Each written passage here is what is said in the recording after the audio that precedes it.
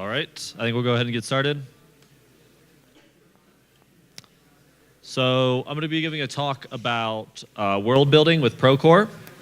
It's basically allowing you to kind of build and iterate quicker directly in the editor.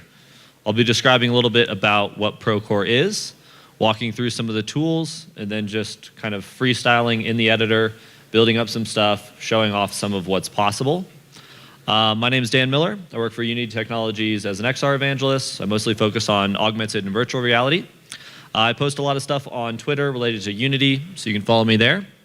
And I actually have a unique relationship to Procore specifically. One of the main developers who worked on it went to college with me. And after college, I was able to work a small time contracting and was able to actually develop and help work on ProBuilder specifically, which is really exciting. And if you're not aware, we actually acquired ProBuilder and Procore and the developers who work on it, and they now work for Unity, and the tool is completely free and available for you. So let's go ahead and get started. So really a goal with ProBuilder and this new kind of workflow that we're trying to introduce into Unity is something that we're calling round tripping. And the idea is that you can create and manipulate geometry within Unity, export it out of Unity into one of your DCC tools like Maya or 3ds Max, make some edits and changes, then go back to Unity, have all those changes be updated, but also have your objects within Unity keep the scripts, keep the colliders, maintain everything that you've set up on it. And with ProBuilder, there's a lot of kind of integrated tools that allow you to export out, manipulate UVs, and just kind of modify what you have. So let's take a little deeper dive into what these are. So at its core, ProBuilder, which is a tool within the Procore suite, allows you to basically create and block out geometry within Unity. You can edit and manipulate UVs, which is nice when you're trying to make things line up or you're assigning something like a tileable texture. And you can use this really early on in development as kind of a white boxing or a gray boxing phase to your level design or your level building. Or you can use it basically as your kind of final geometry. If you're familiar with games like Superhot, it was used really heavily in the initial phases and then shipped with a lot of geometry that was created directly in ProBuilder. So what are some of the possibilities here? Well, it can do basic things like extrusions. These are kind of core concepts within 3D modeling. Again, you can update and edit UVs, like you're seeing in the upper right. And you can actually lay out vertices and define your own unique polygons for kind of unique shapes like you're seeing down here.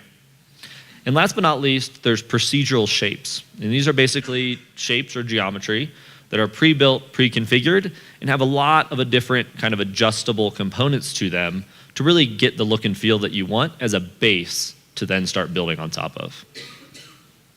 Now, within the Procore suite, there's also a tool called polybrush.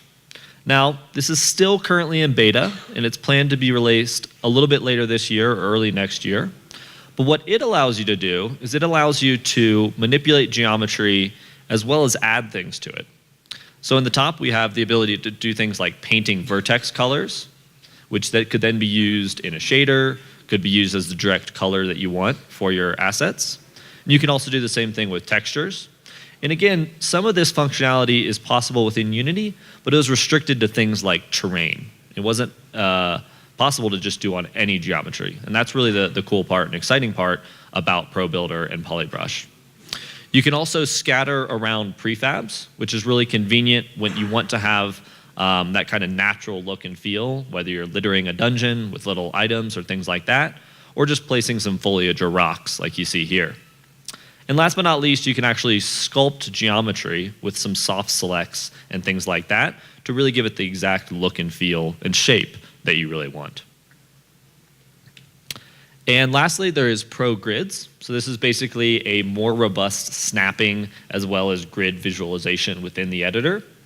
And this just allows you to visualize grids not only in the kind of flat y-axis there, but also in the x and z. So you can really kind of understand. And this is super helpful when you're trying to really block things out, keep everything really clean, and stuff like that. So as mentioned earlier, these are all freely available. When Unity acquired the developers, we moved them to Montreal. That's where our world building team is in Canada. And now we've republished their assets from the asset store completely free. So you can go and grab all of them here. You can see that polybrush is still listed in beta there. But if you're working in Unity 2018 or above, both ProBuilder and ProGrids are available via the package manager. So if you're familiar with that workflow, you can go to the package manager on any project that's already being in development. If it's on 2018, import it right into your project, and you'll get a lot of the utilities and the tools that I'm going to be showing off here. All right, so let's get going. So for this demo here, this is actually was originally created to show off the new train system. So this is some of the brand new train system. You can see there's a lot of cool things to like stamp specific shapes. We have some kind of nice mountains here. And I've just kind of painted some trees around here that were created in SpeedTree. So nothing too fancy, but it is kind of a glimpse into what's coming in the future. And the big thing here is that with terrain, this is actually 2 terrain tiles. In the past, it was like, you would arbitrarily create this train. It would go right in the center, hard to kind of line them up or do anything between them. But now we can easily kind of create this seamless link between them, which is pretty exciting. All right, this is not a train talk. This is a ProBuilder talk. So you might notice by default in my scene view here, and for now I'm going to put this up here, we have a couple kind of elements that are added that you don't normally see. So because I've enabled ProBuilder and I've added it to my project here, we now have 4 different options. First one is object selection, vertice, edges, and then faces. And these are going to be the kind of different selection tools we use to manipulate some of this geometry. All right, so the reason that those show up is that I've added this ProBuilder window down here to the bottom of my editor. Most of the times I'm doing certain things like this, I actually add a specific layout. So I have a Pro Building and ProBuilder.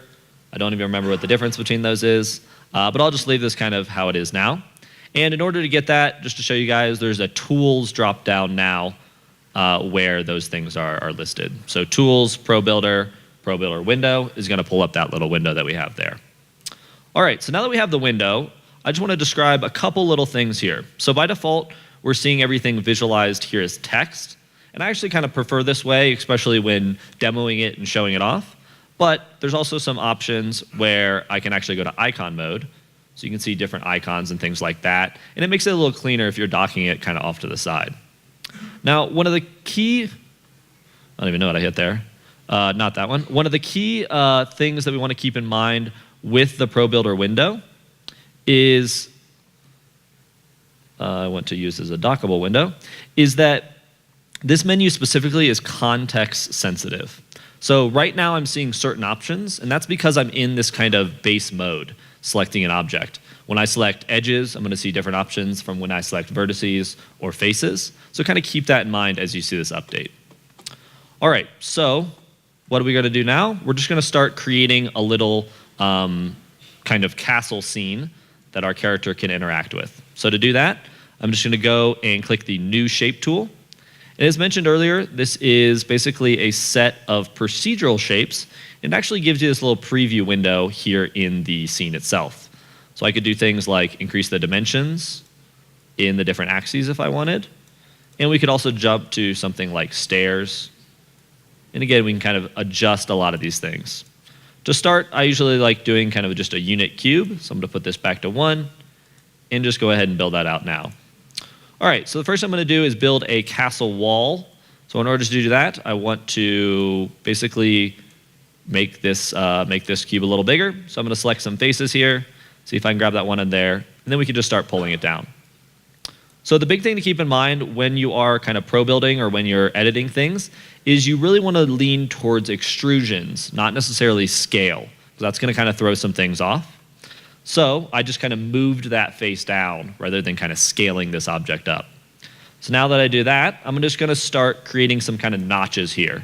And instead of just pulling this out, what I'm going to do is use the extrusion hotkey, which is going to jump it out a little bit, just to create some nice edge loops that I'll be using later. This is kind of a common 3D modeling thing here. So I'm just using the Command E or Control E hotkey. And now that I have all these little faces up top here, I can select them. And now we kind of have a castle wall, or part of it. So what I'm going to do here is just move this down a little bit, things like that. I can go to the object. Really, everything that you see here is editable. Now, I want to make my castle wall look a little bit better or fit into the environment more than this grid pattern. This grid pattern is super nice for laying things out. This is kind of the default ProBuilder material here. But if I wanted to apply different materials, I can actually go in here to the material editor. This is a nice little kind of hotkey or editable window that allows you to bind material application to the alt keys here. So you can see them here. I've actually applied a couple of materials now. And I'm going to use this stone 05 dirty material. So I can just click on my object there, hit Alt 4, and now we have it textured. Now, it looks all right, but those rocks look a little bit too dense, and you can almost start to see how it's tiling. So how do I edit those? Well, I want to scale up the UVs. So again, we're kind of selecting this object in object mode, and now I have the UV editor window. I can click that, and now we get a representation of the UVs. How do we scale UVs? Just like we scale everything else. So we can actually just go and, whoop, got a little too wild there. So I'm going to scale these down. If I unselect on it, now you can just see that it looks a little bit nicer. We've kind of edited that right in there. All right, so now we have like half a castle wall. So maybe we'll go ahead and make some steps or something like that. And I just want to show you what the kind of game looks like so far. So if I zoom out here, hit the play button, we basically just have a first-person character controller. He's on the ground. We can walk around. We see the new object that we made. But the real power with ProBuilder and why this becomes really interesting and easy to work with and iterate with is that we can keep going into play mode. We can keep going back, making these tweaks and making these changes. So for the next step, I want to make some stairs so that my guy can walk up them. Now, I want to make these pretty dense, so I'm just going to rotate this around here, maybe adjust the stairs like that, make them a little wider, make them taller, just kind of manipulating these values right there. And I'll just go ahead and hit build stairs. From here, we can again go back into our mode here. I'm going to select these faces. Instead of pulling it out, I'm going to do an extrusion just so it keeps things a little bit clean, gives me some edge loops. And maybe we have the first kind of floor of the castle here. So, did I make the stairs dense enough for my player to walk up? Well, let's just go ahead and check it out. And again, this kind of back and forth between edit and play mode as you're manipulating the geometry. And now we just have some stairs. We're starting to kind of build up this level. Now, I'm just going to kind of keep going through, showing you how you can start to build things, manipulate some objects. Again, if I wanted to go here and make this fit in, I can just use the, I could apply the material to it if I wanted, just like that. And I could go through and edit these UVs again to look a little more applicable. Now, let's say I have an object and it looks almost right. It's about 90% of what I want, but I need to tweak a couple values, or I need to kind of scale it down or fit it into this place. Well, how do we do that? So in my project, I'm going to go and grab my favorite rock. Let's say this guy right here. And I'm going to put him kind of right there. Now, as part of this rock, I kind of want to do something that I call like environmental storytelling, so adding a couple little things to it. But I also want to make it fit a little bit nicer between these two objects. So maybe we could pretend this object was a little further away, something like that. So how am I going to do that? Well, of course, in traditional Unity, you could just kind of scale it out, but maybe I really want to preserve the art. And I don't know how many 3D artists that you guys have worked with, but they're not that into scaling your things up and down on the sides, things like that. They really kind of made it how it's supposed to be. So we're going to kind of work around that a little bit. And what we're going to do is we're going to take this object, which is a normal 3D model created in some other application, and we're going to do what we call ProBuilderize. So when I'm selecting this object here, you'll see down here in my ProBuilder window, we actually have the option right over here to ProBuilderize any 3D model. What that's going to do is it's going to add some scripts to it and basically make it editable via the same kind of tools that we were using before. So if I want to grab just these two faces and pull them out there, we can easily go in and make these really small kind of tweaks that we want. For this, I'm going to start to add a little divot into this top here. So in order to make it a more dense mesh, what I want to do is kind of slice it up. So for that, I'm going to, where is it here? I'm going to subdivide the faces. So again, a lot of these kind of terms and a lot of these functions are directly from some of those modeling programs that you might be familiar with, directly from Maya, directly from Blender and stuff like that. So now I've made this little patch just a little bit more dense. So when I pull one of these faces down, we now have like a more natural divot rather than just like a single face that's been extruded. And for that, I'll pull out my favorite sword model, and we can kind of just put this in just like that. Some environmental storytelling. Something happened here. You don't really know. But you can see how you can take ProBuilder, you can start to lay things out. You can easily go in, test what you're doing, test that the collisions work. Everything by default just has these collisions. So I'm going to walk up here. There's a sword in the rock. You know, what's going on there? I don't know. So, whoop, fall back down there. Yeah, so you can see how, again, I'm just, putting some things together, showing off just some of the tools. This is kind of just getting our feet wet a little bit in what's possible. A lot of people, another big use case for ProBuilder is they have all their art, all their geometry, everything they want, but now they need to go set up a collision mesh. Well, they don't want to go and add box colliders or add mesh colliders, which could potentially be too expensive. You can easily kind of lay out and start blocking out another object on top of it and then apply kind of a mesh to that, or more easily create kind of dynamic shapes within ProBuilder for things like collision or other stuff. So that's pretty much it for the editor demo. I just wanted to share a couple more things that's coming as ProBuilder evolves within Unity. So first thing that's coming is a ProBuilder Runtime API. So if you've ever done any sort of mesh manipulation or runtime editing or creation within Unity, you know that it's possible, but some of the things aren't necessarily surfaced at a really easy to use or understand level. So what we're visualizing here on the left is this is actually a mesh and all the faces being adjusted at runtime based on a sound wave. So I give it a sound file, it's a little sound effect clipped, and as it kind of moves, it adjusts the basically geometry of that object at runtime. On the right, it's a little bit less of an interesting image, but it's really awesome. And what it's doing is it's taking that very small sphere on top and then querying the geometry underneath it for the closest face. So if you're doing basically any sort of runtime manipulation, whether you're destroying an object or you're extruding things up or you're adjusting meshes at runtime, this is a super nice API for just grabbing that nearest face, then utilizing that for how you want. The next thing over here, this is by one of our community members, Minions Art. And Joyce is a really talented developer and artist. And what she's showing off here is just some of the features that are possible. So she's actually created custom shaders that link into things like the vertex coloring, and then using polybrush to color in paint on her models. So on this dragon here, there is a shader that's looking for a vertex color black. When that's exposed, it shows basically another texture or another map associated with it and has those kind of shiny horns and stuff like that. So, really these tools are kind of an introduction. How you utilize them in your art flow or in your development and world building workflow is kind of up to you.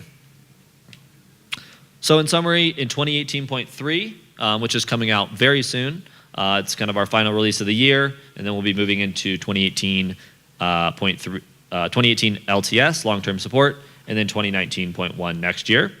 So the new things are the Runtime API, which I just mentioned, support for just 2018 in general. We want to make sure that the ProBuilder package, everything just works out of the box, And so a big part of that is getting lightweight render pipeline and HD render pipeline support working with the default material, everything just rendering and working as expected.